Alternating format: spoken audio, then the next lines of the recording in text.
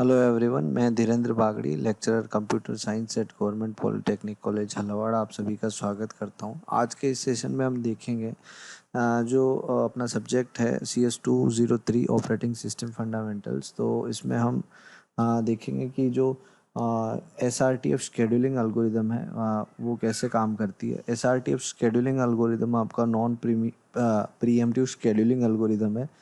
तो इससे पहले जो एल्गोरिदम्स हमने देखी हैं SJF और FCFS शेड्यूलिंग एल्गोरिदम, वो आपका नॉन प्रीएम्प्टिव शेड्यूलिंग एल्गोरिदम्स है। ठीक है, तो स्टार्ट करते हैं। प्रायोरिटी जैसे मान लो वीआईपी टाइप का प्रोसेस है, कोई प्रोसेस रनिंग में है, उसको सीपीयू अलोकेट किया हुआ है, लेकिन वीआईपी टाइप का प्रोसेस आया तो क्या किया जाता है, जो रनिंग प्रोसेस है उससे सीपीयू छुड़वा के उसको वापस से रेडी क्यू में भेज दिया जाता है, और जो नई प्रोसेस आती है उसको सीपीयू अलोकेट करके उसका एग्जीक्यूशन करवाया जाता है। ठीक है, तो ये तो एक केस है, लेकिन ऐसे बहुत सारे केसेस होते हैं। तो इन सब का ध्यान रखने का काम और इन सब की रेस्पॉन्सिबिलिटी ऑपरेटिंग सिस्टम की होती है। ठीक है, तो एक्चुअल में ऑपरेटिंग सिस्टम जो है वो काम करता है कुछ नियम्स रूल्स के आधार पर। तो मैंने जैसे बताया रूल्स के आधार पर काम करता है, तो एक अपन शेड्यूलिंग एल्गोरिदम्स जो हैं उनको फॉलो करते हैं। तो सबसे पहले मैंने आपको इस चैप्टर में हमने डिस्कस करा, सबसे पहला scheduling algorithm first come first serve, मतलब जो पहले आया उसको पहले सीपीयू लोड कर दिया गया। भाई सभी को बात समझ में आ रही है? मैं क्या समझाने की कोशिश कर रहा हूँ? किसी को कोई डाउट है अभी तक? मैं फिर से रिवाइज कर रहा हूँ, जो लोग नए आए हैं उनके लिए मैं फिर से रिवाइज कर रहा हूँ। ठीक है, तो एक बार तो इससे क्या है, एक फ्लो बन जाएगा। जब मैं अभी एक और प्रायोरिटी शेड्यूलिंग एल्गोरिदम डिस्कस करूँगा तो इससे तुम्हें ईजी हो जाएगा। ठीक है, एक तो हम लोगों ने सबसे इससे पहले शेड्यूलिंग एल्गोरिदम देखा, फर्स्ट कम फर्स्ट सर्व। जो पहले आया उसको पहले सीपीयू अलॉट हो गया, और उसके पास सीपीयू तब तक रहा जब तक कि उसका एग्जीक्यूशन पूरा नहीं हो जाता है। ठीक है, तो जैसे ही उसका एग्जीक्यूशन पूरा हुआ, फिर जो दूसरे नंबर पे आया उसको सीपीयू दे दिया गया। ठीक है, तो इस तरीके से प्रोसेस आपको अगर क्वेश्चन दिया जाता है, ठीक है, तो ये बहुत इंपॉर्टेंट टॉपिक है। ये गेट में इसके क्वेश्चंस भी पूछे जाते हैं और बहुत कॉन्सेप्चुअल है। तो फर्स्ट कम फर्स्ट सर्व में जब अपने को प्रोसेसेस दी जाती हैं, कि आपको बोला जाता है कि first come first serve scheduling algorithm का यूज़ करते हुए आप ये जो प्रोसेस आपको दी गई है इनका एवरेज टाइम निकालिए। हो कृष्ण,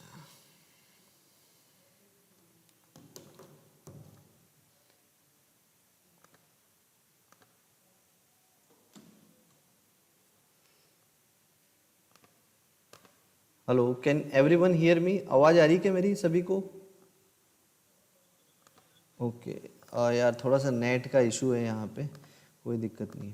तो मैं बता रहा था कि जो अपन first come first serve algorithm में जो आपको कॉम्बिनेशंस ऑफ प्रोसेसेस दिया हुआ होता है, जैसे आप यहाँ देख रहे हो इस डायग्राम में, आप देखने की कोशिश करो कि यहाँ पे ये जो P नंबर है, ये कॉलम है, इसका नाम P नंबर है। ये प्रोसेसेस होंगी P1 P2 P3, 7 प्रोसेसेस हैं। और ये जो एक नया कॉलम आप देख रहे हो, जो लोग आज पहली बार क्लास अटेंड कर रहे हो इसमें चैप्टर 2 में, तो ये प्रायोरिटी एक नया कॉलम आपको देखने को मिल रहा होगा। ठीक है, ये अभी तक नहीं था। आपने अराइवल टाइम देखा, BT मतलब ब्रश टाइम देखा, और ये CT turn around time, waiting time, और ये RT, ये जो अपन है ये कैलकुलेट करते हैं। ठीक है, तो बेसिकली जो ये एल्गोरिदम अब अपन देखेंगे, प्रीएम्प्टिव प्रायोरिटी शेड्यूलिंग एल्गोरिदम, तो ये आज चौथी एल्गोरिदम आपकी होगी। सबसे पहले हमने FCFS देखा, FCFS में मैंने आपको बता दिया। फिर उसके बाद हमने SJF देखा, जिसको अपन शॉर्टेस्ट जॉब फर्स्ट एल्गोरिदम बोलते हैं। फिर SRTF देखा। अच्छा, अब ये जो 3 एल्गोरिदम्स हमने स्टडी करी हैं, इनमें से कोई मुझे बता सकता है कि कौन प्रीएम्प्टिव है और कौन सी नॉन प्रीएम्प्टिव है? कोई बताना चाहेगा? Hello, can you hear me? भाई सभी को आवाज़ आ रही है मेरी? Hello, okay. आशुतोष, तुम बताना चाहोगे कौन प्रीएम्प्टिव शेड्यूलिंग एल्गोरिदम है, कौन नॉन प्रीएम्प्टिव है?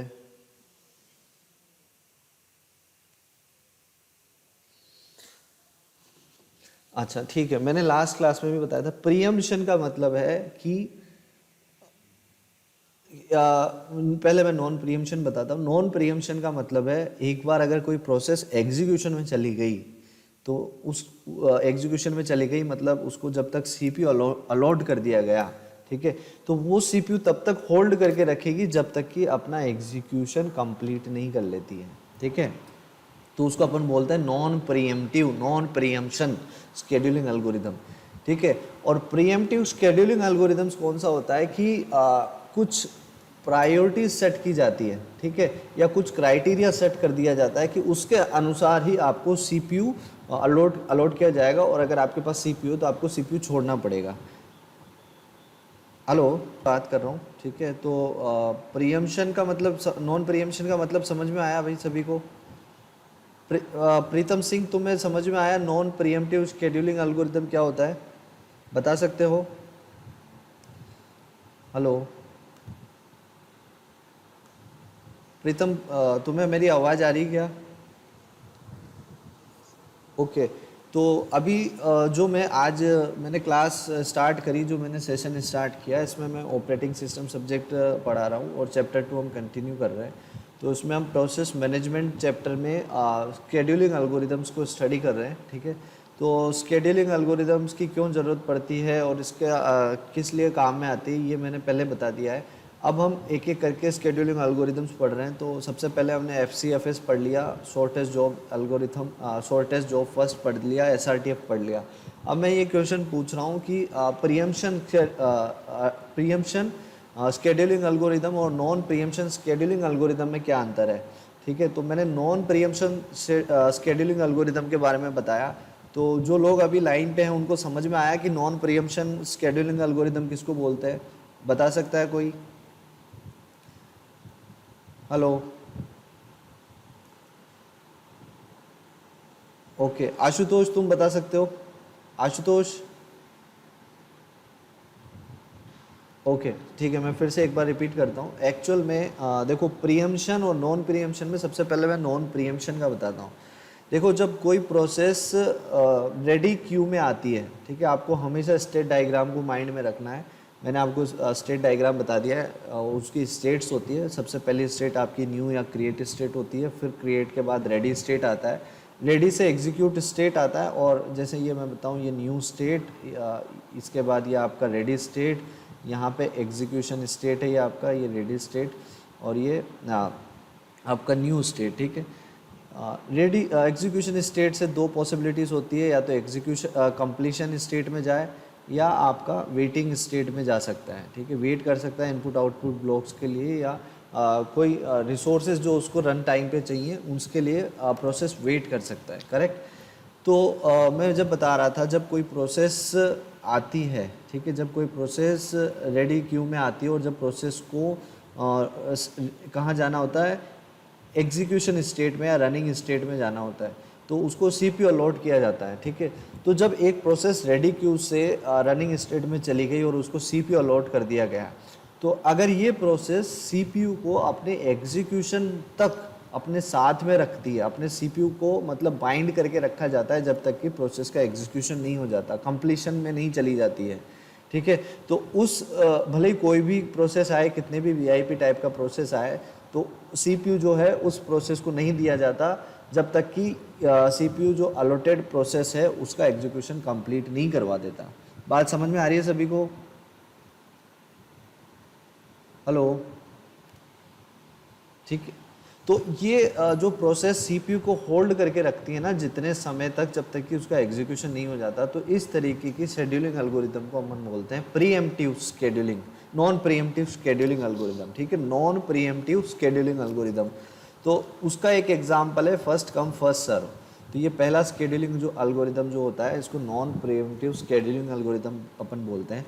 और SJF क्या है, ये भी आपका क्या है, नॉन प्रीएम्प्टिव है, ठीक है, नॉन प्रीएम्प्टिव है। लेकिन इसमें SJF में क्या है, आप एक क्राइटेरिया सेट कर देते हो कि जिसका ब्रश टाइम कम है, ठीक है, उसको पहले सीपीयू दिया जाता है, ठीक है। तो लेकिन सीपीयू उसके पास रहेगा जब तक कि वो एग्जीक्यूशन नहीं कंप्लीट कर लेती। तो FCFS और SJF ये आपका नॉन प्रीएम्प्टिव शेड्यूलिंग एल्गोरिदम्स हैं, ठीक है। और SRTF में क्या होता है, शॉर्टेस्ट रिमेनिंग टाइम फर्स्ट। तो इसमें क्या होता है कि जिस प्रोसेस का रिमेनिंग टाइम रस्ट टाइम कम होता है, देखो ये डायनेमिकली अपडेट होता है हर प्रोसेस का। जब भी प्रोसेस रेडी से रनिंग स्टेट में आ गया तो रन करते करते उसको कुछ समय लगता है, ठीक है। और उस जब प्रोसेस रन कर रही है तो उस टाइम पे कुछ नई प्रोसेसेस भी आके खड़ी हो जाती है। तो अब उसको एनालाइज किया जाता है कि भाई कौन सी प्रोसेस को कम समय लगेगा, तो उस हिसाब से सीपीयू को स्विच किया जाता है एक प्रोसेस से दूसरे प्रोसेस में। तो ये क्या है, ये प्रीएम्प्टिव शेड्यूलिंग एल्गोरिदम है एसआरटीएफ, ठीक है। तो देखो ये एसआरटीएफ एसजेएफ जब तक आप पिछला सेशन नहीं देखोगे तो आपको समझ में नहीं आएगा। तो मेरा सभी से रिक्वेस्ट है आप ये एसजेएफ एसआरटीएफ और एफसीएफएस शेड्यूलिंग एल्गोरिदम का पूरा वीडियो देख लेना, आपको सब समझ में आ जाएगा, ठीक है। तो इसी तरीके से जो चौथा अपने पास शेड्यूलिंग एल्गोरिदम है जिसको अपन बोल रहे हैं प्रायोरिटी शेड्यूलिंग एल्गोरिदम, तो इसमें जो एक नया क्राइटेरिया सेट किया गया है वो है प्रायोरिटी, ठीक है। आप ये कॉलम देख रहे हो, जैसे प्रोसेस 1 है इसकी प्रायोरिटी 2 है, प्रोसेस 2 है इसकी प्रायोरिटी कितनी है 4, प्रोसेस 3 है इसकी प्रायोरिटी 6 है, प्रोसेस 4 की प्रायोरिटी 10 है, 5 की 8 है, 6 की 12 है। तो अब देखो इसमें क्या होगा, run the process until a process with a higher priority appears, ठीक है। तो देखो जब प्रोसेस को तब तक रन कराओ आप, अगर किसी प्रोसेस को आपने सीपीयू दे दिया तो उसको तब तक सीपीयू दे के रखना है जब तक कि उससे ज़्यादा प्रायोरिटी की प्रोसेस नहीं आ जाती, ठीक है। जैसे ही उससे ज़्यादा प्रायोरिटी की प्रोसेस आई आपने एक्सक्यूज मी, तो आपने क्या है अपने सीपीयू को स्विच कर देना है, उस प्रोसेस को किक मार के बाहर निकाल देना है एग्जीक्यूशन से, और वो जो सीपीयू है दूसरी प्रोसेस को दे दिया जाता है, ठीक है। तो यही प्रायोरिटी शेड्यूलिंग एल्गोरिदम है। अब अपन इसमें देखते हैं, जैसे मैं आपको दिखाता हूँ यहाँ पे सबसे पहली प्रोसेस कौन सी है, सबसे पहली प्रोसेस है आपकी P1 जिसकी प्रायोरिटी है 2, और AT क्या है, अराइवल टाइम, मतलब ये घड़ी के 0वें सेकेंड पे आके खड़ी हो गई। तो जैसे ही 0 सेकेंड पे आई तो 0 सेकेंड पे सिर्फ पहली प्रोसेस आई थी, तो इसको सीपीयू अलॉट कर दिया जाएगा, ठीक है। तो 0 से 1 सेकेंड तक ये रन करेगी, 0 से 1 पहले सेकेंड तक इसने रन किया, ये 0 सेकेंड, ये पहला सेकेंड। अब पहले सेकेंड पे आप सिचुएशन देखो क्या है, जैसे ही इसने 1 सेकेंड एग्जीक्यूट किया, रनिंग एग्जीक्यूशन इसका कंप्लीट हुआ, तो पहले सेकंड पे, घड़ी के पहले सेकंड पे आते ही आपको एक P2 प्रोसेस भी आ गई, ठीक है। और P2 प्रोसेस आ गई और जिसकी प्रायोरिटी 4 है, मतलब जो पहले एग्जीक्यूट हो रही है उससे ज़्यादा है। तो अब क्या होगा, जो CPU है इस नई जो प्रोसेस आई है इसको CPU अलॉट कर दिया जाएगा। तो पहले 1 सेकेंड तक तो P1 को CPU अलॉट था, उसके बाद में अगले 1 सेकेंड तक अपन देखते हैं 2। अब जब घड़ी का दूसरा सेकेंड हुआ तो दूसरे सेकंड तक P2 एग्जीक्यूट हो रही है, ठीक है। जैसे ही दूसरा सेकंड हुआ तो अब यहाँ पे क्या है, दूसरे सेकंड पे एक प्रोसेस आ गई जो हाईएस्ट प्रायोरिटी की, इन दोनों से ज़्यादा प्रायोरिटी की। तो अब CPU किसको दे दिया जाएगा, CPU इस P3 को दे दिया जाएगा। और कितने सेकंड तक अपन देखेंगे, तीसरे ये जो प्रोसेस आई ये कौन से सेकंड पे आई, दूसरे सेकंड पे P3 आई। अब तीसरे सेकंड पे अपन देखते हैं कौन सी प्रोसेस आ गई, P4 आ गई। तो अब तीसरे सेकंड तक ये रन करेगा और इसकी प्रायोरिटी जो है इससे ज़्यादा है, तीसरे नंबर की प्रोसेस है। तो P4 को CPU दे दिया जाएगा, कब तक, 1 सेकंड तक अपन चेक करें, 1 सेकंड तक एग्जीक्यूट कर रही है, ठीक है। अब चौथे सेकंड पे आप देख रहे हो एक और प्रोसेस आ रहा है, 5वें नंबर का प्रोसेस है जिसकी प्रायोरिटी 8 है। तो क्या CPU इसको दिया जाएगा, क्या स्विच किया जाएगा प्रोसेस को, बता सकता है कोई? हेलो हेलो आशुतोष, समझ में आ रहा है जो मैं एक्सप्लेन कर रहा हूँ? ठीक है। तो जैसे ही चौथा सेकंड आपका कंप्लीट होता है तो क्या प्रोसेसेस स्विच की जाएंगी, CPU अलॉटमेंट चेंज किया जाएगा?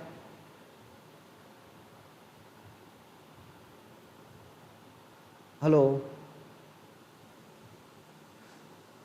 चेंज क्यों होगा, कारण?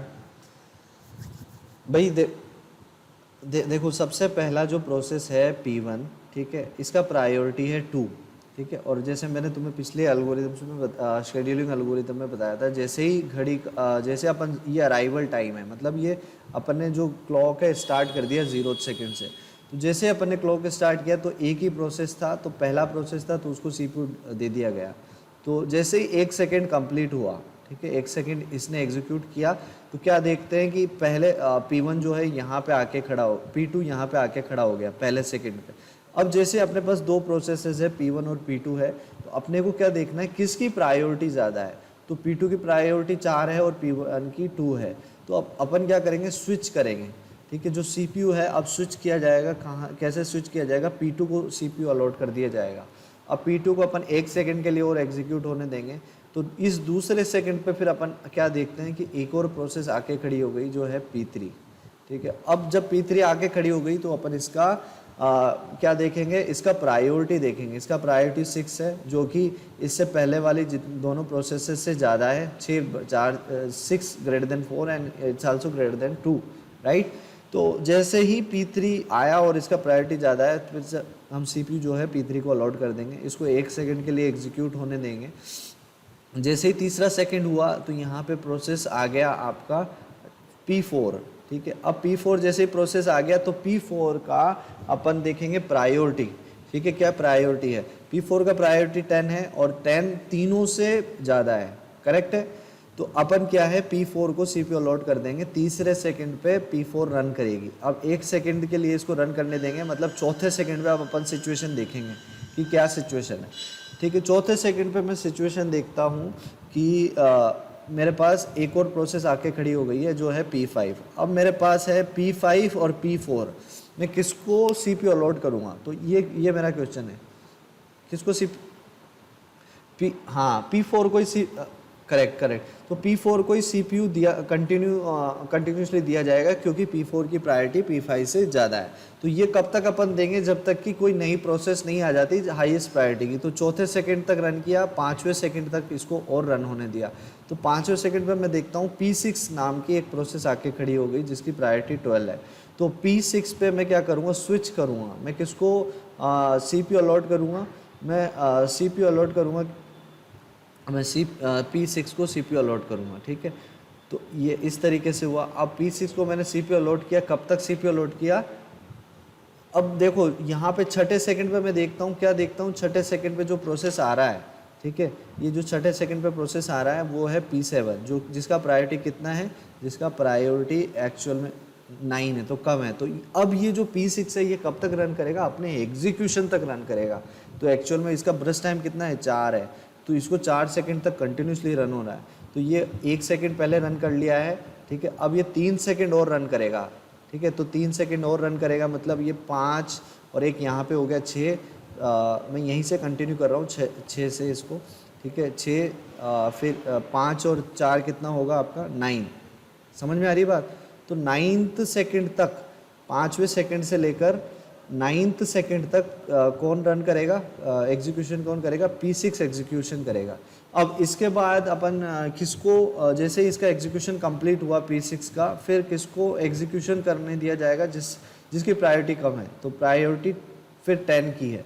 अब आप देखो इसका ब्रस्ट टाइम कितना है, 5 है, और 1 सेकंड ये पहले एग्जीक्यूट हो चुका है। यहाँ पे दिख रहा है सभी को, 1 मिनट, 1 सेकंड नहीं, ये 2 सेकंड आपका एग्जीक्यूट हो चुका है। 3 से 5वें सेकंड के बीच में P4 हो चुका है। तो मतलब 5 में से 2 इसने पहले एग्जीक्यूट कर लिया, तो बचा 3। तो 9 और 3 आपका कितना होगा, 12 सेकंड। तो 12वें सेकंड तक आपका कौन सा प्रोसेस कंप्लीट करेगा, P4। ठीक है, बात समझ में आ रही है भाई सभी को। हेलो अभिषेक, प्रीतम, तुम्हें समझ में आ रहा है। ओके, तो देखो जैसे ही 12th सेकंड कंप्लीट हुआ, मेरे पास कौन कौन सी प्रोसेस एग्जीक्यूशन कंप्लीट कर चुकी है। मेरे पास P6 का एग्जीक्यूशन हो चुका है, P4 का हो चुका है। ठीक है, P6 P4 का हो चुका है। अब इससे कम प्रायोरिटी वाली कौन सी प्रोसेस है, सबसे पहले तो P6 का हो गया, फिर P4 का हो गया। अब P5 का नंबर आएगा, P5 का नंबर आएगा। तो P5 एक्चुअल में, ठीक है, हाँ करेक्ट, एग्जैक्टली। तो ये जो P7 प्रोसेस है, इसकी प्रायोरिटी है 9। तो अब CPU किसको दिया जाएगा, अब P7 को CPU दिया जाएगा इसके कंप्लीशन तक। तो ये एक्चुअल में इसका कितने जब तक कब तक कंप्लीट होगी, ये कितने सेकंड के लिए इसका जो ब्रस्ट टाइम है, तो 6 सेकंड इसका ब्रस्ट टाइम है। तो ये 18वें सेकंड तक एग्जीक्यूट करेगी। ठीक है, तो P7 आपका हो गया। इसके बाद में अब कौन सा प्रोसेस है आपका P5, करेक्ट।